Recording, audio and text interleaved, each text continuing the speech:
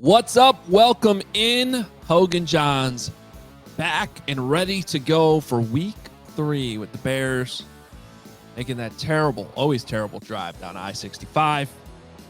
Well, they'll probably fly, but the Bears fans will deal with I-65, head down to Indy, and maybe beat the Colts. See, I-65 is not the problem since I've made this drive many times, countless times. The worst part is that 80-294 stretch. Yeah. Into I-65, where you have 4 lanes each way and just endless amounts of trucks just weaving in and out of traffic. Like, it's the worst part of highway in the Midwest, in my opinion. It is bad, but it seems like there's always one truck who just completely flipped over once you get to 65. I don't know why. There's always something going on there. And then you go through all of the wind turbines north of Lafayette.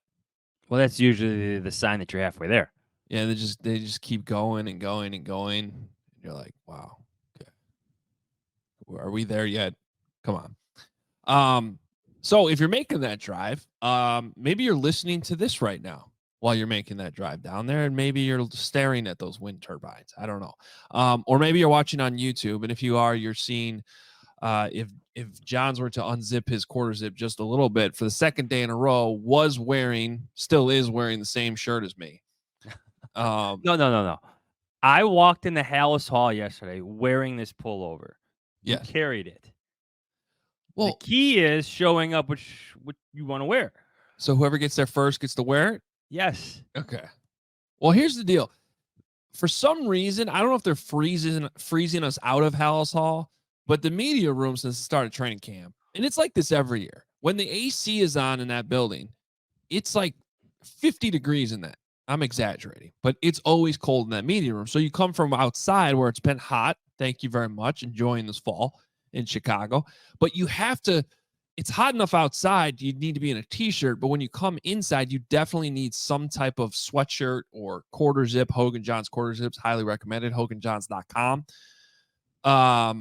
And so I brought mine yesterday, but you were already wearing yours. And so to avoid us wearing the same thing into the Bears locker room, I just sucked it up and was like, I'm going to be cold. But you put it on later. You put it on later, though. I did eventually because it was freezing in there. And then freeze out. I guess you did follow your own rule because I beat you here to the broadcast on this show today. And you were wearing the same shirt. And you're like, all right, I'll go put on the quarter zip. I'll go change. It's a long way of saying you can buy all this merchandise at HogeandJahns.com. What an advertisement. Yeah. We are talking Bears. We're talking Colts. We have a Chicago guy. Although, as he says in this interview, he's not really a Chicago guy. He's a Chicago area guy. And I respect that. You know, 2 guys on this show here hosting that did actually grow up in the city. One of us a little bit more in the city than the other. Still got a city address. I know, but one is more in the city. That's true. Okay. That's just accurate. No disrespect to Edison Park. I love Edison Park. My wife and I I didn't grow up in Edison Park. I grew up in Mayfair, which is also more in the city than Edison Park. That's true. A solid metro station there. All right. Anyway, James Boyd, he covers the Colts. He is from Romeoville, which is definitely not Chicago, but it is in the Chicago metro area. We had some fun with that. And more importantly, he does a great job covering the Indianapolis Colts. He's a perfect guest to have on this week. And we might as well jump into this thing with James, learn a little bit about what's going on with the Colts. They're coming off that sort of just ugly no-show against the Packers for the most part, where they couldn't stop the run. And James joins us now here on Hoge and Jahns. All right, he's James Boyd. He covers the Colts for The Athletic. He's on Twitter at Romeoville Kid, which means, yes, he is from Romeoville. Yeah. James, you've been on this pod before. Yeah, Chicago guy, Bears and Colts. We were talking a little bit before we jumped on here. A little bit more responsibility, a little bit more things on the calendar, like doing interviews like this when the Colts are playing the Bears. Yeah, I don't mind when you all reach out. That's always cool. It's just like the people I never, ever follow or read or hear from. And it's like, oh, they knew I was from the area. And I'm like, all right, I'll do it. But goodness gracious, I think I've come to the conclusion that it would be a gift and a curse to cover the team that I grew up cheering for or rooting for, if that makes sense. I kind of like being in Indianapolis because my parents, my family, they don't care anything about what's going on with the Colts until they play the Bears. And then they want to know everything. So, Yeah. So now they're asking you everything, like how the Bears could beat the Colts. pretty much, yeah. That's a lot of it. My dad is actually, he's so weird. He grew up in Chicago. He's a Raiders fan though, so he doesn't really care that much. He roots for the Bears to lose every week because he wants to know worse record than the Raiders. That's a whole other topic. He's weird. But yeah, everyone, in my family, my uncles, my cousins, they're all like, "Oh man, like tell me everything, what's going on?" And even when during the combine here, they were trying to get me to go over to talk to Caleb, and I'm like, "That's not my job. Like I got to go talk to other people at the combine." But yeah, they're excited about this matchup for sure. So how All have right, well, tell us everything. Yeah. How did the Bears beat the Colts? I think, in all seriousness, you try to do what Green Bay did, where you try to force Anthony to dink and dunk you down the field instead of getting it all in one or two plays. I think a lot of NFL defenses now know, let's just keep our safety super, super high. I know it's been a conversation, a rich conversation the last few days in the sports media football world about, too high safeties and stuff like that. But at the end of the day, I think with Anthony, you don't want to let him beat you with one or two plays or three plays. I mean, in week 1 against the Texans, he had 3 completions for 50-plus yards. The only Colts quarterback since they moved here to Indianapolis 4 years ago to ever do that. Like Peyton didn't do it. Andrew Luck didn't do it. I mean, it was literally 3 plays where he just changed the game against the Texans, gave him a chance to win. Whereas with Green Bay, it was, forcing him to try to be more of a traditional drop back passer, which isn't his strength. I think his legs help him a lot. And when he doesn't use them and he's forced to kind of stay, and progress through all of his reads, he makes decent, reads and decent choices, but sometimes he can rush himself. His footwork isn't the best right now. He's reverting to some bad habits, throwing off his back foot. And, he has great arm talent, but sometimes it can get him in trouble because he trusts it too much. And, I think that Bears defense is opportunistic and they can make him pay for things like that. So that's the biggest thing. And also, the Colts haven't been able to stop anybody on the ground at all. So if the Bears can try to balance some things out, get some pressure off Caleb Williams, who's been getting hit, a lot like a crash test dummy, if they can, get some balance there, that would help. And they got some injuries along the defensive line that would help the Bears too without DeForest Buckner, their best defensive tackle, the best defensive player, period.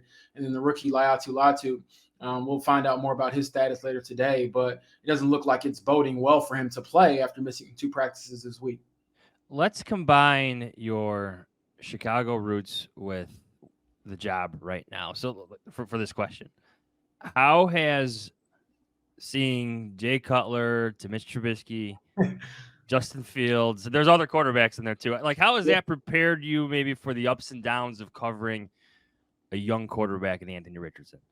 Yeah, I think it gives me a level head, and I don't expect it to just sort of come together overnight. But the weird part about growing up as a Bears fan in the Chicago area, and I refuse to say Chicago because I'm just not from Chicago. Like people from where I grew up, they all lie, as you all know. And I'm like, no, you got to go on the expressway, 45 minutes away. Romeoville is not Chicago. I'm sorry. You did not grow up in the city. It's fine. And it's a very big city too. So I'm like, you got a lot of parts you could grow up in and you didn't, but it's okay. I think in all seriousness though, the biggest difference is like the Colts are the quarterback franchise since moving to Indianapolis. They've never been good or relevant outside of having Peyton Manning or Andrew Luck. And then for the Bears, it's like they've never had either of those type of players at quarterback. They've had, great defenses. They're kind of this old school throwback team, even still to this day to a degree, and they're trying to change that. So for me, I'm used to, not having it all work right away and not getting the quarterback. Whereas in Indianapolis itself, they're all like comparing Anthony to Peyton Manning, to Andrew Luck. Like these guys did it this way. And I'm like, he is so much different than those two, stylistically, his looks. I mean, he's, big 6'4", tatted up, black quarterback with braids and dreads and things like that. And so I think that's a part of it as well. And then he is so unique from among any quarterback because they drafted him like basically off traits. I mean, I had this funny moment during the combine when I first met Anthony. Oh my gosh. And the Colts fans will never let me forget this. I asked him about being a project quarterback. And he did not like that question at all. And you fast forward, till now, and it's literally proving that he is a project. I didn't mean in a disrespectful way, and we were in that big media scrum at the combine. People were asking him like, "Oh, they're saying you're the next Cam Newton, or you're being compared to Lamar Jackson." He's like, "Yeah, my nickname in high school was Cam Jackson." And I'm like, "Hey, I love his confidence, his athleticism." I'm like, "Wait a second, he wasn't good in college. He wasn't even all SEC at Florida. Like, he did nothing to compare to those players as far as accomplishments." I'm like, "Wait a second, Lamar was a Heisman winner. Cam Newton was a Heisman winner. Those two guys are league MVPs. You've done none of that." And so I pushed back a little bit on that, and you can see why. He's had moments where he looks incredible. The throw that he had in week 1, Alec Pierce, was the best throw I've ever seen in my life. I mean, it was 65 yards through the air. He slips off his back foot, money. And then last week, he throws off his back foot again, and he airmails one like he can do from time to time. So it's been a roller coaster ride, but one that I'm just, I guess embracing, because I didn't expect it to be, he's going to be great from the jump. I think people kind of take it for granted here that that's just not the case. And now they have to sort of build a team like the rest of the NFL had to do outside of the Peyton Manning and Andrew Luck years. The the Bears played on Sunday night, so I had that game on at noon with the Colts in Green Bay. Could not believe how much the Packers were just running all over the Colts. The halftime stats were jarring. 20 carries. You sometimes don't see that in a game, let alone a half. 164 yards, I think it was at halftime. I mean, that was insane, but also at the same time from the Packers. 164 in the first quarter. Oh, Jesus. Wow. That was in the first 237 in the first half. All of it was like historically bad. Yes, we'll continue. So, but at the same time, I'm going, yeah, it kind of makes sense if you're Matt LaFleur. Like, that's your game plan. You got Malik Willis. You had a couple of extra days to prepare. So how much of that was viewed as sort of a huge concerning thing versus, I don't know, just kind of toss it out because you just sort of got out coached, out game plan for one game? No, I think it's a huge issue, and the D-line and the front seven are sick of hearing about it, but they're going to hear about it until they stop it, because in week 1, they gave up 213 rushing yards to Houston. And the sort of the excuse or the reasoning was that, hey, they have CJ Stroud over there, so we got to kind of account for the pass, and we can't just, overcommit to the run, because that guy can beat you, with the weapons that he has on the outside, and Nico Collins and Tank Dell, and obviously, Stephon Diggs. But then the following week, it's like, wait a second, they don't have Jordan Love. Everyone and their mom knows they're going to run the ball, and you still let them run it down your throat. Like, it was terrible to say the least. And I think the biggest and most jarring part about it is Chris Ballard, who I'm sure you're all familiar with, him being in Chicago. He told us before the season, hey, we think our D-line, or our lines, both of them, D-line and offensive line, the offensive line has played well, but the D-line has been bad. He's like, our linemen, our trenchers are our strength. We feel good about where we're at. This could be our best unit, that we've had since I've been here. And they come out and get smoked. So, and then on top of that, they've invested so much money up front, to these guys. They paid out. If you look at some of the contracts, I want to say it's like maybe $130 million in extensions and new contracts and deals, and about $80 million in guarantees if you count all the front seven in recent years. And they're the weakest unit on the team defensively when we thought it was going to be the secondary. So it has not been good. It has been historically bad. I believe they've given up 474 rushing yards through 2 games. That was the most in the NFL. The only team to give up over 400 yards in the NFL through a 2-game span on the ground. And it's their most in a 2-game span since 2012. And I believe Anthony Richardson was 10 at that time. So you got to try to help him out as well, and and get off the freaking field. So and get the ball back to him. So yeah, it's been rough, and that's something that they want to stop this week. And I feel like if you can't stop the run against the Bears, no offense, to any Bears listeners listening, your season to me is over. You're 0-2, you drop to 0-3 because you can't stop the run against the Bears. You're not as good as maybe you thought you were. Yeah, especially a Bears team that isn't running the ball. What I'm saying. At all. There's no Josh Jacobs on the Bears. I'm like, man, if you guys let these guys run wild again, I mean, they're going to be pitchforks outside of Lucas Oil Stadium. Well, that brings us to Chris Ballard. You just brought him up. I feel like since he was hired in Indy and he didn't get the Bears job when Phil Emery got the Bears job, there's always been like unique comparisons between the two franchises just because, well, his history. And obviously there's now connections between him and Ryan Poles. Chris Ballard is one of his mentors in Kansas City. You had a column, I think, before the season opened, like about the pressure on him. Can you maybe take us through his tenure a little bit and how much maybe the evaluations of him have changed over the past couple of years, especially with him now finally drafting a quarterback? Yeah, I think the biggest thing about his tenure was obviously the Andrew Luck retirement in 2018. That will shell shock any franchise. But it's like, what have you done since then? And I asked him, before the season, I know it was a tough question. I have a lot of respect for Chris, and I think it's vice versa. There's some mutual respect there. And I caught some heat for it. People are like, why would you ask him this question? You only talk to him like twice a year. And it's like, no, you only see me talk to him twice a year. Like, that's beyond the point. But he is, I believe, going into this season, he was 54-60-1 as the GM of the Colts.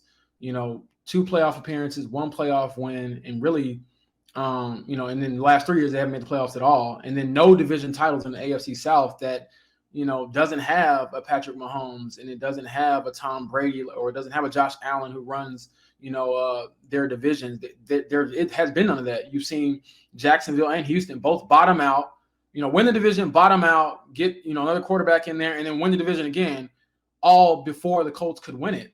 And I get it. Last year, they might have had a chance before Anthony Richardson got hurt, and they were 1 drive away from winning the division. But those are the stats. That's the resume. And I think the narrative have shifted from him being, he's drafted, really well. He's had, good players that he's found, not just, first or second round picks. But now it's like, it feels like among the fan base, and I think even some of the players on the team, they're like, we're always close, but never good enough. And so that's the narrative that has to, shift for him. And all will be forgiven if Anthony Richardson is a player. I think you all know that. If Caleb Williams hits in Chicago, all is forgiven, no matter how bad it was before, how bleak it was before. But on top of that, I think one of the challenges for Chris is, again, the season, they're off to 0-2 start. What if this season is bad? What if Anthony isn't hurt and your team still isn't relevant or isn't good? Then what? But the interesting part for him, because I asked him about it, and his response was, hey, I still believe in myself. I said, why should people believe that you're going to fix it? You haven't done it. And I get it. Andrew Luck was a big blow, but it's been years since then. You finally drafted a quarterback. You took a huge gamble on the guy because he is very unproven, at any level of football in his life. Athletically, he's one thing, but production-wise, he's never been that type of player. And he said, hey, I just believe in myself. I believe in what we're building. And if it gets me fired, so be it. That last line, if it gets me fired, so be it, is like, okay, we'll see. And but I don't even think that he's on the hot seat. And he said he doesn't feel like he's on this hot seat because Jim Irsay loves him. And at the end of the day, if your owner loves you, that's all that matters in Indianapolis. I mean, we saw it. He hired Jeff Saturday as his head coach, as interim head coach, because he just loves him. That was literally the only qualifying reason for him to get that job. And so we've asked Jim Irsay, we've asked him, like, why Chris Ballard? Like, why do you have so much faith in him? And I remember during the 2022 season when the Colts were nosediving, he compared Chris Ballard to Michael Jordan. And I'm like, what is going on? So he loves him. He called him a blue chip general manager before the season started. And I don't think that he was going anywhere, barring just, again, a disastrous season. And I mean, like, the Colts would have to be like 4 and whatever. But there definitely is some temperature here rising, I think, because you just haven't produced. And then, my whole thing is, look, I'm not asking for anybody to lose their job. I'm not the type of person at all. And I think that Chris has done, fairly well, considering all the things that have been thrown at him. But at some point in this league, it's about results. And if you're not putting up the results, how many GMs can you know that survive 3 or 4 head coaching changes and 3 or 4 quarterback changes? And, we'll see. I think he hit the mark on Shane Steichen. I think Shane is a brilliant head coach, and the guys love him in the locker room. If he hits on Anthony Richardson again, all is forgiven. But there's a lot riding, I think, on Anthony overall more than just this season. But it's definitely getting to that point where it's like, man, you're not winning. You haven't won. And Andrew Luck, that excuse can't be used anymore. What happened with Jonathan Taylor in the fourth quarter on Sunday? I think personally that Shane Steichen just got I think he overthought the situation. I've asked, and he was like, oh, it wasn't an injury. And we confirmed that with JT. He wasn't hurt. I'm like, okay, why didn't he play? He had 12 carries for 103 through 3 quarters. He doesn't touch the field, not touch the ball. He didn't play any snaps in the fourth quarter, 21 snaps. And Shane's reasoning was, we were down, trying to come back. We were passing. And though, not even a secret, the well-known fact here is that Jonathan Taylor is not good in pass protection. He's just not good. That's not a strength of his at all. It's actually a weakness of his. But my pushback to Shane on that, because he put in Trey Sermon, a backup running back, and he's a better pass blocker for sure.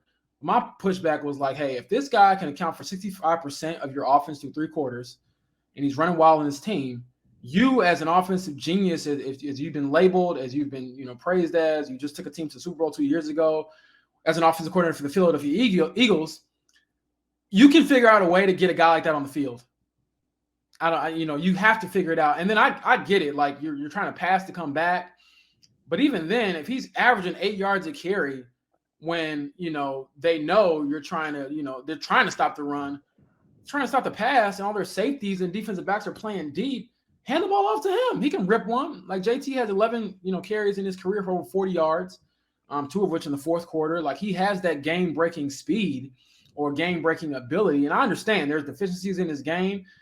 Whether he should have been paid as a top 3 running back as he is annually now is a whole nother conversation. I don't know if you can pay, or if you should have paid a running back that is $14 million a year, and you can't play him in the fourth quarter or on third downs. I don't know if you should have paid him that much money, but they did. But beyond that, it was just weird. And I think Shane failing to kind of give, or even just say, hey, maybe I should have done differently.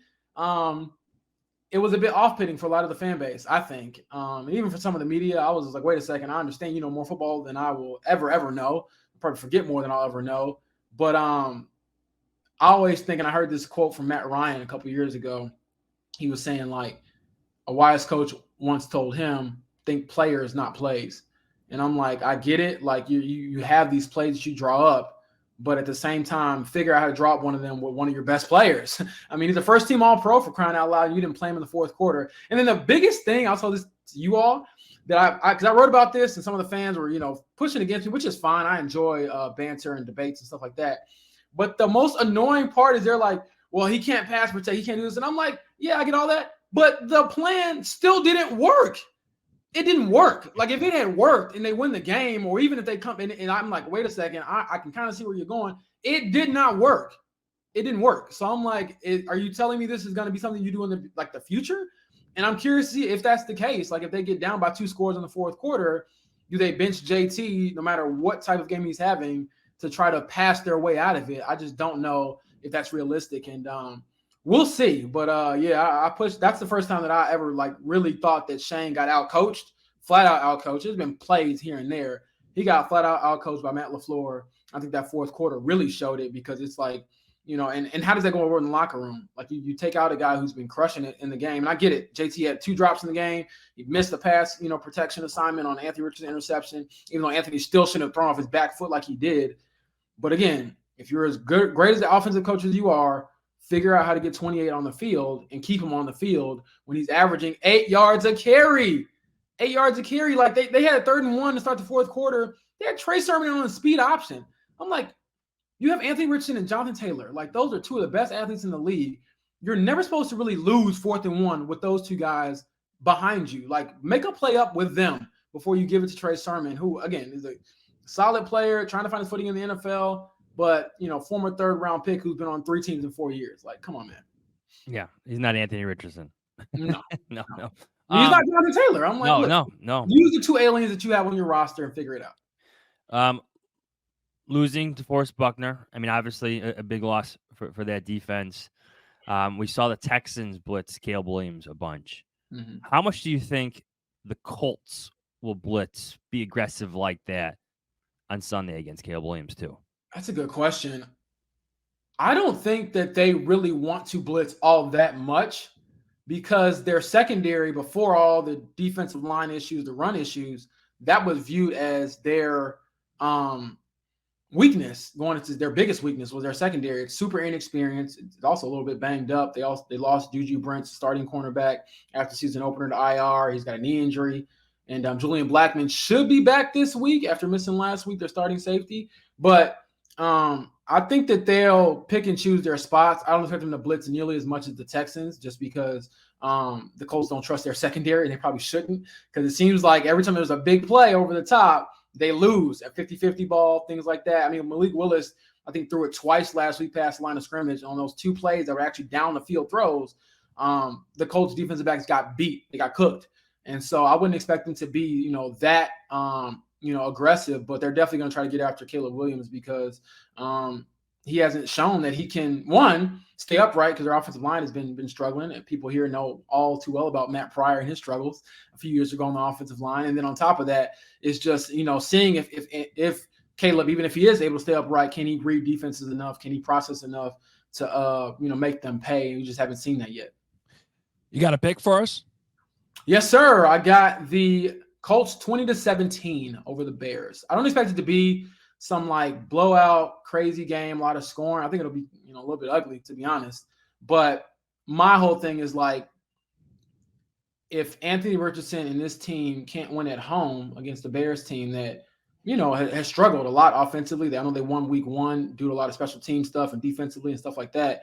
If they can't get this win, then all the, playoff aspirations and, revenge for, missing out on the AFC South title last year, I don't want to hear any of that stuff. So I'll pick them to win this week. And I think they should. You got number 1 pick coming to your house, and he hasn't played well. You don't want to be the team that he gets it going against, right? And so that'll be a week-long narrative for sure if that happens. All right. Well, James, we appreciate the insights, and enjoy the entire city of Chicago coming down your way this weekend. Yeah, we were debating, man. I think it could be like 50-50 as far as fans. If not, leaning more towards the Bears side. Like, they travel well, and we'll see. I think it's gonna be a lot of orange in that stadium, and I'm excited to see it. Should be a fun one. James Boyd at Romeoville Kid. You can read him in The Athletic. He covers the Colts. Thanks so much, James. Appreciate it, guys. Thanks, James. All right, great stuff there from James Boyd. And by the way, he had a story on that whole Jonathan Taylor benching situation, which you should read in The Athletic. It was a good piece. The blitz thing we were just talking about. This surprised me. I was looking up some stuff on True Media yesterday, Jahns. But it's been well documented how much the Texans blitzed Caleb Williams the other day. They blitzed him on 35.4% of his dropbacks. I think it's important to distinguish dropbacks. I think their overall blitz rate was higher, but you have like run blitzes and stuff like that. Basically, anytime you bring more than 4, they're going to count it as a blitz, but sometimes you aren't actually dropping back to throw. So it was 35.4% last week for the Texans. The Colts through 2 weeks are blitzing 36.4% of opponent dropbacks. So they've been a pretty heavy blitz team so far. And if you're watching that film from Sunday night, if you're Gus Bradley, the Colts DC, I mean, I'm at least blitzing that much, right? Yeah. Well, I'm running stunts till the Bears pick it up before they can communicate within the actual play to slide over and protect it. I'm looking at you, Nate Davis. Yeah, that would be nice. It across the board just needs to be better for the Bears. I think the offensive line communication, I think the quarterback communication. I mean, that's one thing from watching the film and then having some conversations this week. I think it's, I do think a number of those sacks on Sunday were actually on the quarterback, not necessarily the offensive line. So it's kind of when it looks this bad, it's usually a little bit of everything. And I think that's where we're at with this team. New offensive coordinator, rookie quarterback, nobody's blocking very well.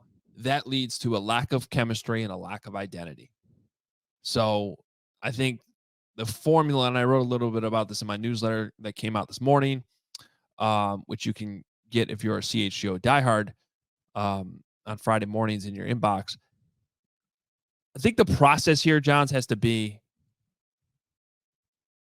build this chemistry first, right? And then once you get that chemistry going, the quarterback should start to play a little bit better, and then you can find your identity. Like, this isn't just going to click Sunday in Indianapolis. It's going to be a process.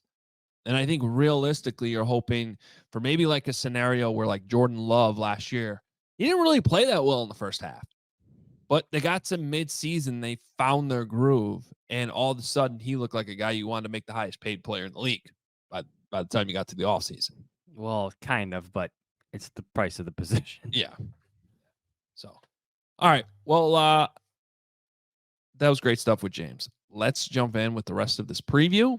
And as always, we start with our 3 big questions. 3 big questions. What happens first, Adam Hoge? A touchdown run by running back DeAndre Swift, or a touchdown catch by rookie receiver Rome Odunze?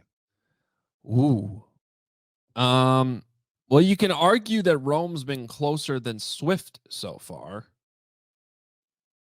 considering he dropped a touchdown. And that was, that's just something. There's been this viral statistic going around that, none of the rookie quarterbacks have thrown a touchdown yet. Well, technically, Caleb's thrown 2. His receivers just didn't catch them. Keenan Allen dropped 1 in week 2. Rome Odunze dropped 1 in week 2. I'm sorry, week 1 for Keenan, week 2 for Rome. I'm going to go with the matchup here, though, and everything we heard from James there. I mean, this is a team that can't stop the run. You got to hope DeAndre Swift, especially if you happen to be a fantasy owner of DeAndre Swift, you got to hope he gets in the end zone this week. So I'm going to go with Swift. I'm going to say Odunze. Okay. I think some of the play action plays are hit on this week. There hasn't been many of them, actually, for the Bears for the first 2 weeks because you can't run them if you can't run the ball. And I think you see some of those hit. I think DJ Moore has a good game. I think Rome Odunze finds the end zone. Number 2, to continue the Chris Ballard conversation. Which organization is in better shape today? The Colts or the Bears? Can I turn this question around on you with a follow-up? Would you rather have Caleb Williams or Anthony Richardson? I'd rather have Caleb Williams. Okay, then the answer is the Bears. Because it's really that simple. Yeah. It's which team has the better quarterback prospect? And I'm with you. Anthony Richardson is a wonderful athletic specimen who's going to continue to do amazing things. I agree with James. That throw he had in week 1, that might be the best throw I've ever seen. It was that good. I can't imagine seeing that in person. But we've covered it. Like, I understand. Like, I feel like that play was immensely impressive. But like now I'm hearing like the continuous praise of that throw. We've seen like Aaron Rodgers dice up the Bears for too long, where he has throws that literally like seem to go through human beings and find receivers in the back of the end zone. Well, and that's why actually I'm glad you brought up Rodgers, because even last night watching the Jets-Patriots game, you get him back in the flow and him doing his Aaron Rodgers things, and you're reminded. It was especially just a little like 12-yard back shoulder throw to Mike Williams at one point. I was like, that's playing quarterback. Like, Mike Williams is running basically a stop route, and when he turns around, ball's right here. Yep. And there's no way to defend that. It's impossible. If you're playing man coverage and your eyes are on the wide receiver, there's literally no way to defend that if you put the ball in the right spot. And that's what matters more. Now, you want to go into a 2-game sample size here and say Caleb hasn't done that? I agree with you. But if you watch his overall body of work, really what his strengths and weaknesses are, and what this really should look like when he starts to get more comfortable, I believe the Bears have the better quarterback specifically in Caleb Williams. So my answer to your question is the Bears are in better shape than the Colts. And to extend the conversation a little bit, just look back at the conversation with James. We're talking about the Colts having historically one of the worst run defenses in the league. In Chicago, it's a different conversation where you're talking about the Bears having one of the best defenses in the league. Now, since the Chris Ballard comparison started back in 2017, 2018, the Bears are now on their second general manager. Chris Ballard has been there throughout, but Well, I've- some I've in al- Indy would say that the Colts should be too. yeah, well, I've always said this. Evaluations start to change when you draft a quarterback. Like, that's how you have to define the runs of GMs when they make those bold decisions, have the guts to take a quarterback. Chris Ballard finally did it last year. All right, last question. I changed this kind of based on what you said here coming out of the interview with James. Mm-hmm. Number 3. Do you think the Bears are asking too much of Caleb Williams right now? I say this because if you watch the film, even like watching it live, you see him directing traffic a lot against those blitzes, which to me is unique for a rookie in a second start. Like, I never had these conversations about Trubisky doing such things, Justin Fields doing such things, but here we are seeing Caleb Williams do such things. Sometimes he's right, sometimes he's wrong, sometimes the blocking fails him, sometimes he doesn't get to his hot read. So I ask you, are the Bears, again, asking too much of Caleb Williams right now, this early in his career? I've thought a lot about this week, and my official answer is no. Because I'm a big believer in learning from failure. And if you're not going to give him the opportunity to fail doing these things, then how's he really supposed to learn it? I know it's not quite the same thing, but I can throw a freshman on kickoff coverage and basically just be like, all right, dude, I know you have no experience here, but you're fast. Get downfield, try to make a play. And if he makes a mistake, then I can coach him off of that. You know what I mean? But if I never put him on the field to learn that, then how's he supposed to learn it? And I know it's not quite the same thing, but it sort of is. Like, if you want Caleb Williams to be that guy, to be at the line of scrimmage, running the offense, then don't put training wheels on him. Throw him into the deep end and let him learn from the mistakes. And I think, I might have heard about some of the mistakes that he made, but there's plenty of examples too where he got things right, where he did identify the right protection or check to the right route. And going back to my last answer, you might say, Adam, don't compare him to Aaron Rodgers. Well, he compares himself to Aaron Rodgers. That's the guy he idolizes, that he tries to make to, and we all seen it here in Chicago for so long of that guy checking to an easy slant or whatever on third down because of the coverage he's getting. It doesn't happen overnight, though. You have to learn through failure and through making mistakes, or sometimes getting it right too, but you got to experience it. So I actually love this approach from the Bears, and I think if we all take a step back and realize that it's not going to be perfect right now, especially 2 games in, and it probably won't be perfect the whole rookie season, but if he gets better, and I keep thinking back to training camp and what we talked about with Ryan Poles in his office on the show, it was rough at the beginning of training camp too. And then it was linear though. Like it really was. It was a linear improvement. And I think if you really break it down, Caleb was actually better in week 2 than he was in week 1. So do that again this week. It's not going to be perfect, but if he's better in week 3 than he was in week 2, you're still going in the right direction. I wrote about this on Thursday, and to me, there's no point in scaling back when there are signs that he's actually succeeding and learning and getting things right. Keep everything on his plate. I don't want to have the conversation like we had covering the previous quarterbacks, where you have offensive coordinators talking about scaling things back. That happens, red flags go up for me. Yeah. Keep everything on the plate for Caleb Williams right now. Over unders. These are from you on Twitter. This is from Eric. Over under on a broadcast segment highlighting Fluce's first time facing his former team since becoming head coach of the Bears, complete with old photos of Fluce as Colts as defensive coordinator. Half. Yeah, this is a definite over. I mean, easy one. Yeah, if that doesn't happen, we got problems. This is like predicting Kevin Fishbane's going to have some crazy stat that dates back to 1972 about the Bears' success against the Colts or something. That's going to Yeah. happen. You know it's going to happen. Do you think the Super Bowl gets referenced? Or am I jumping the gun here? This is from Preston. Okay. Over under number of times the TV crew mentions these two rebuilding teams once played against each other in the Super Bowl nearly 20 years ago. Half. Yeah, I think Devin. Well, isn't it a layup to have Devin Hester's kickoff return shown because he just got in the Hall of Fame on top of it. So, plus that game was on CBS too. I don't know how much that matters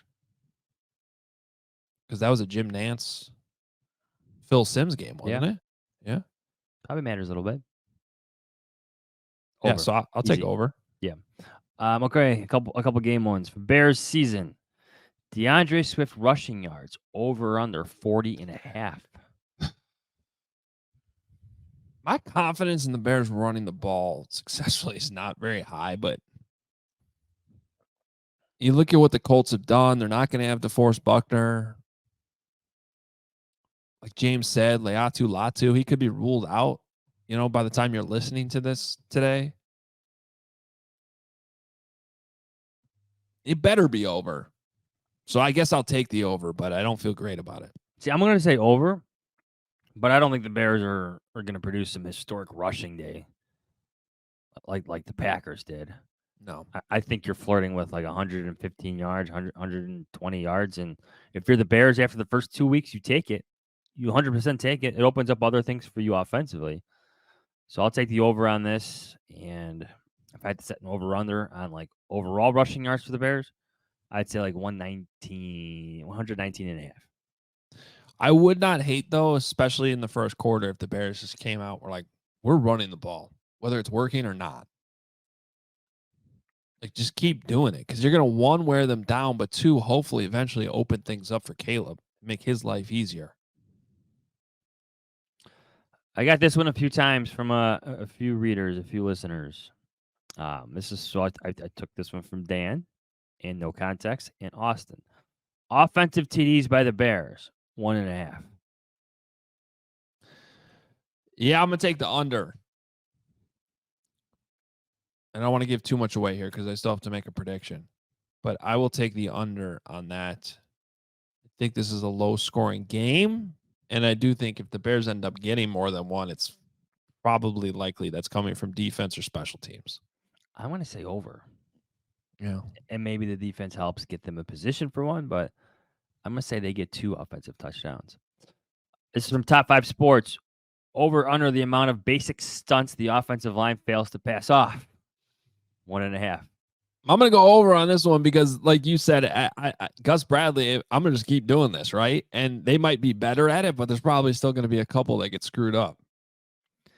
I'm going to be optimistic and say just one, and it's going to be a bad one, probably a sack for Caleb Williams, and they find a way to correct it. Probably a point of emphasis all week in practice, that communication up front within the play, not just pre-snap, but within the play. So I'll say one. Probably looks ugly for Caleb Williams. Probably gets sacked. Probably looks bad for one of the guards. But I think the Colts get him one time for a sack with a stunt. All right, last one from Nathan. Over under 1.5 hot dogs eaten by Jahns and the one and only hot dog laid in press box. It could have been an option. I don't know that it can be super critical. I think, when you're out there playing quarterback, it looks a little different than when you're up in a press box having hot dogs. But yeah, as a coach, to you as a coach, does that illustrate the difference between Boyer and Cutler? Well, I'm not going to get into all this, as far as differences between two guys. I just think that, it would have been an option that, had we had the coolness of the hot dog laden press box, we might have gone there. Yes. He was open. He was open from that film. I just looked at too. One of the great moments. Oh man, the memories. That was also the game in Indianapolis. That was the last regular season trip down to Indy. Brian Hoyer had a good game, and then at the end missed a wide open Alshon Jeffrey. Mm-hmm. if I recall correctly, the arm was up, looking for the football, misses him, doesn't even target him. Bears lose, and from our vantage point in the press box, that just happened not to have hot dogs that day. The hot Like, dog. look, we laden all press- saw him wide open. Like, he was on Yeah. our side, hands up. There's Alshon Jeffrey streaking wide open. Brian Hoyer misses him. It was brought up to John Fox, and maybe he had hot dogs in mind that day. Yeah. So to Nathan's question, I'm gonna say under. They didn't have hot dogs last time I was there. That was for the Big Ten championship game when I went and saw J.J. McCarthy. There was no hot dogs that day. There weren't hot dogs that day years ago. The John Fox remarks, what was that, 2016? 16. Wow, a long time ago. Yeah. No hot dogs that day. It's a couple weeks before the Cubs won the World Series. Oh, yeah. Oh, yeah. So I'm going to say the under on that. Do you remember how many passing yards Brian Hoyer had in that game? Did he have like 330 or something like that? Yeah, 397. He almost hit 400. Yeah, he was good. And yeah. I'm gonna say under, because even if they did have hot dogs, you're not gonna have more than one. Yeah, I'd probably just have one. But it's a fun over under. And to keep it fun here, what's the over under on how many times JJ Stankovitz, star of the brand new story in The Athletic written by Adam L. Jahns, gets to say it's third down, which he does way better than me, and that was probably That's not stupid bad. considering I'm losing my voice anyway. I probably shouldn't have done that. I enjoyed talking to him for that story. Yeah. I want to hear his PA voice. JJ Stankovitz, friend of the show, former Chicago Bears beat writer from 2017, 2020. Playoff appearance. We're in trying to there. expand his package. Has he struggled with expanding his package? There he is. That He got lives on. referenced in the story, which I Yeah, really there was no way I appreciate. was leaving that out. Yeah. No way I was leaving that out. I even What? got the reference of him singing karaoke, singing some Bob Seger in New Orleans in 2017. 2017. Yeah. Yeah, now that was the night I missed because that was the night I came in and played chaperone and got you guys all to bed. Because I flew in late after a triple overtime Northwestern game and you guys were out of your minds. I don't know what you're talking about. Yeah, so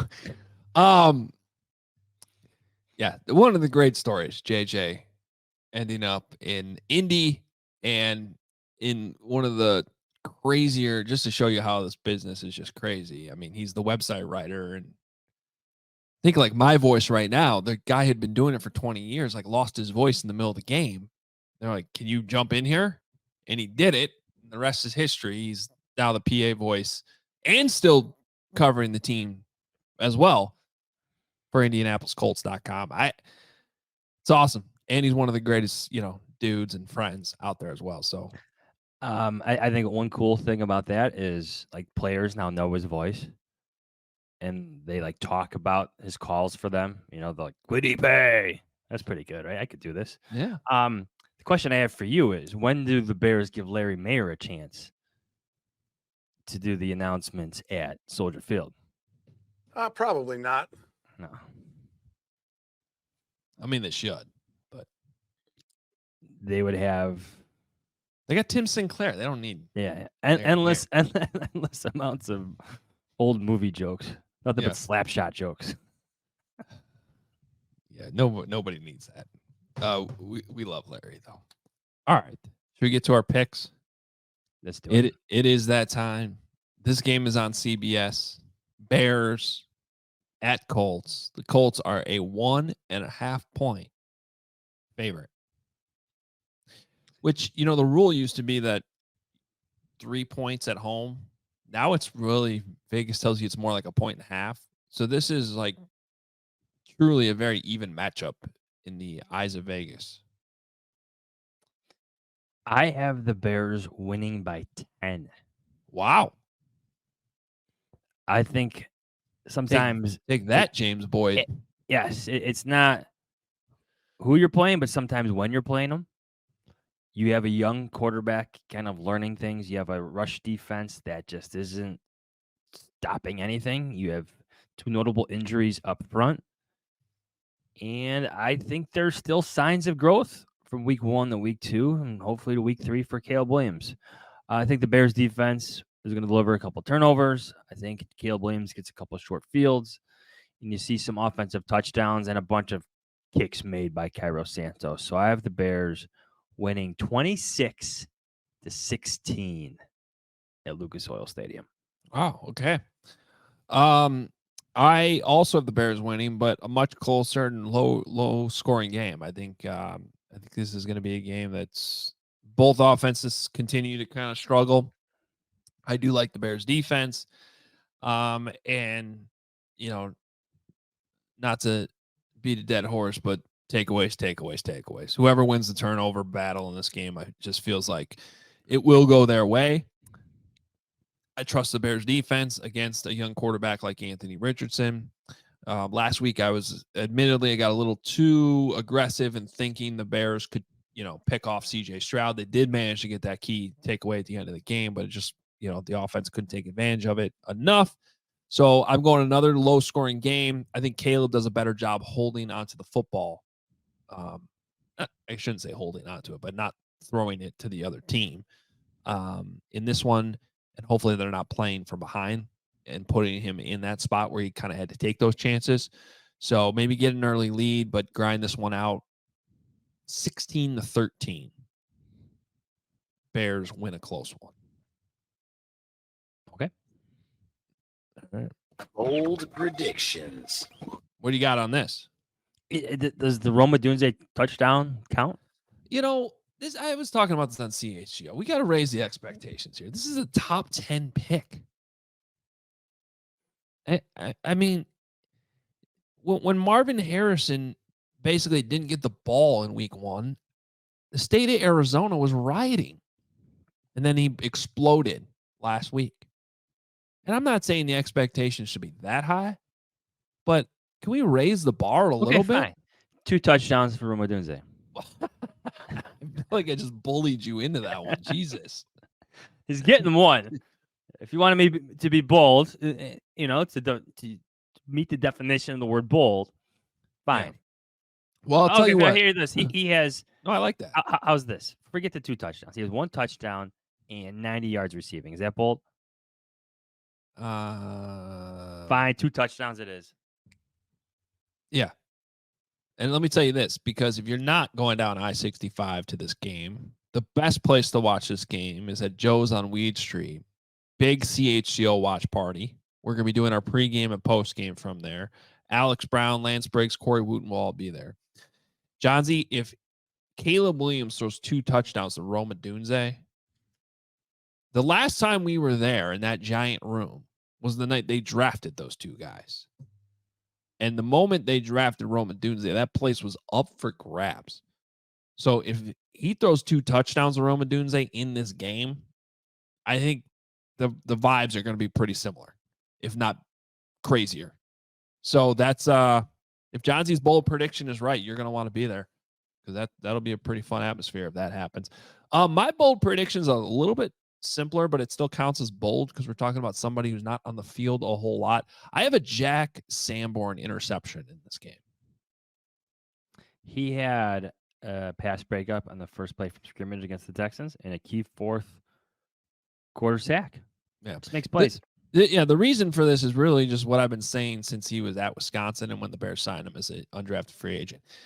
This dude finds the football. He always has. When he's on the field, good things happen because he finds the football.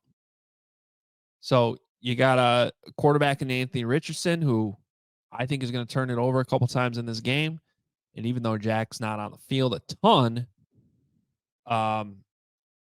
you might see a little bit more base defense with their rushing attack. And I think he picks off Anthony Richardson. That's my bold prediction for this week. All right, let's get to some other games around the league. Where's our friend Patrick Finley? He'll be in Indy too. Fox noon. Packers go to Nashville. Titans are a 2.5 point favorite. I don't like this. Right. Will Levis is going to give the ball up. I think it's going to help the Packers. Give me the Packers by a field goal. I think the Titans have a good defense. I just don't think they're ready to win with Will Levis right now. And maybe there's more awkward moments on the sideline with Brian Callahan yelling at Will Levis again for like, what the hell are you doing? So give me the Packers by a field goal. Well, that storyline is interesting in this one. You got the Malik Willis revenge game going down to Tennessee. It's the guy they drafted and replaced him with. That being said, I kind of like how the Titans have been playing early on here. You know, they had that lead against the Bears. They got the win last week. They were driving against the Jets until. Oh, that's right. They didn't get the win last week. No, but like they were within range of tying or cutting into the pack or the Jets lead, and Will Levis just threw the ball away. Yeah, that's true. And I guess, man, this one is hard. Because you know what? I'm going to go with you. I'm going to go Packers because I'm going to trust Matt LaFleur a little bit more in this coaching battle. Little revenge action from Malik Willis. I don't love it either. Yeah, I'm with you. This is kind of a stay away situation. But we move on. Chris, Matt Nagy's always been kind of the past half full kind of guy. Fox noon, Texans at Vikings. The Vikings 2-point underdogs. Despite being off to a 2-0 start, very impressive win over the 49ers last week. I think I locked the 49ers. Not good. I guess I'm buying more of the Sam Darnold success. I think. Kind of still very unsure about it. I'm going to take the Texans by a touchdown in this just because I think they're an impressive football team. I really do. I think they got a good young quarterback, 3 good receivers, 2 great pass rushers, some playmakers in that second level of that defense. So give me the Texans by a touchdowns. Their Vikings early run of success ends this Sunday. Yeah, I'm with you. Jordan Addison, Justin Jefferson, both dealing with some injuries. It's been impressive, though. Shout out to Sam Darnold. The time in San Francisco looks like it's paying off, but it's only been a couple of weeks. We see how teams adjust. The Texans defense is good. I'll take the Texans to win this game. I think we got to come out hard and stay hard. CBS, noon. Eagles at the Saints. Good game here. Saints, 2.5-point favorites after what they did to the Cowboys. Philadelphia with that god-awful loss on Monday night in a game that seemed like it was over. Nick Sirianni was like celebrating that didn't know how to call a play in the right moment and just gave Kirk Cousins. Shout out to Kirk Cousins, man. He got the job done on Monday Night Football with one of the easiest game-winning drives you're ever going to see. It'll be interesting to see what type of corrections are made here because I don't know if the Saints are that good, but they go back home here, favored by 2.5. What do you think happens here? I think the Saints win by a touchdown. They're putting a lot of points up on the board. Something's working there with Derek Carr and his new offensive coordinator. I think he stays hot. Yeah, my advice to the Eagles, keep riding Saquon Barkley. I said this preseason, I just don't like the vibes in Philly. Seems like Nick Sirianni's seat's getting a little warmer. The relationship with Jalen Hurts. That was a team to me that couldn't have something like what happened Monday night happen to them. And I just wonder if things are going to fray a little bit. So wouldn't completely shock me if there's a correction here and the Saints don't even win. But in the Superdome at home against that Eagles team right now, I will take the Saints as well. Have we gotten the quarterback situation completely right? No. Have we won enough games? No. Everything else is there. Fox 325. Lions at Cardinals. Cardinals 3-point dogs at home. I don't know if this is true or not. It feels like the Lions play in Arizona every year. I might be completely making that up and completely wrong. I don't know why. I just feel that way. Like the Bears' extended run of playing the Tampa Bay Buccaneers. Yeah, or the Commanders. It's sort of that NFC that lines up a weird way. I feel like they play every year, and it's always in Arizona too. I have to look that up. Like I said, I could be completely wrong. Anyway, Cardinals big win last week.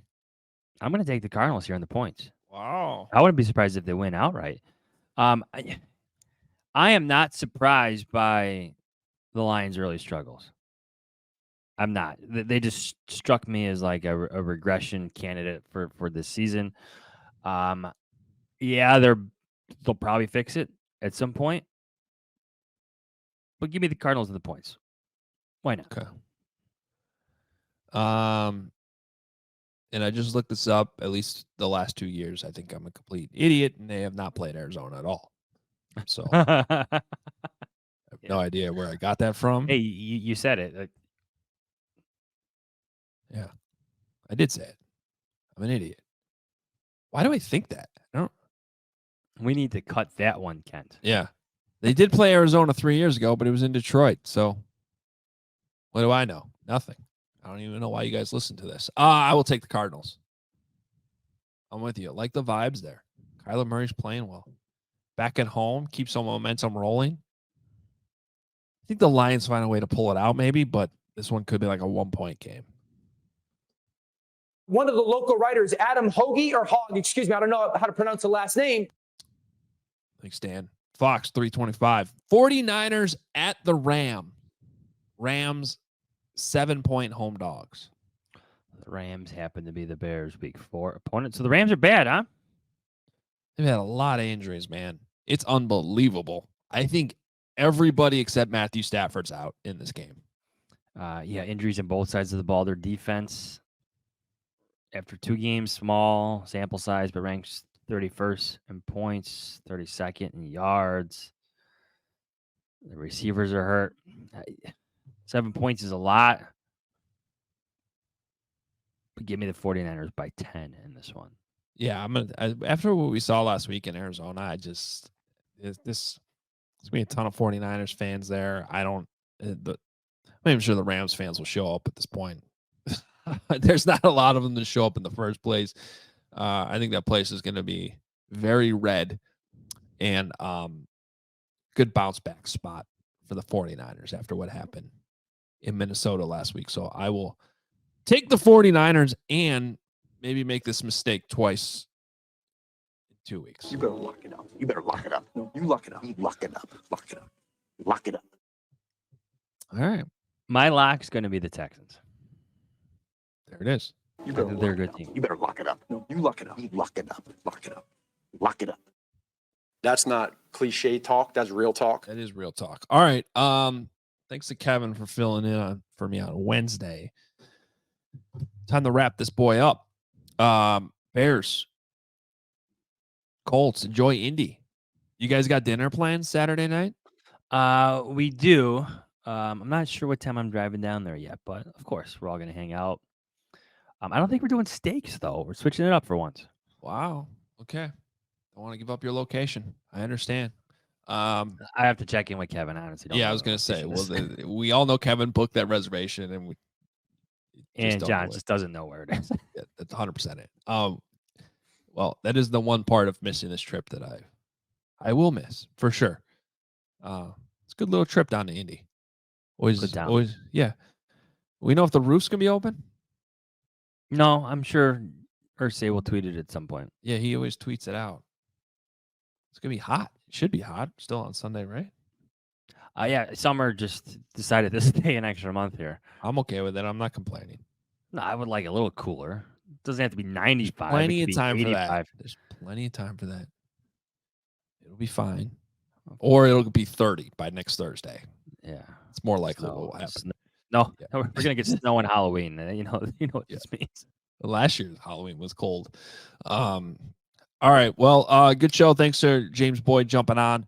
Greatly appreciate it. Again, join us Monday morning, 9 a.m.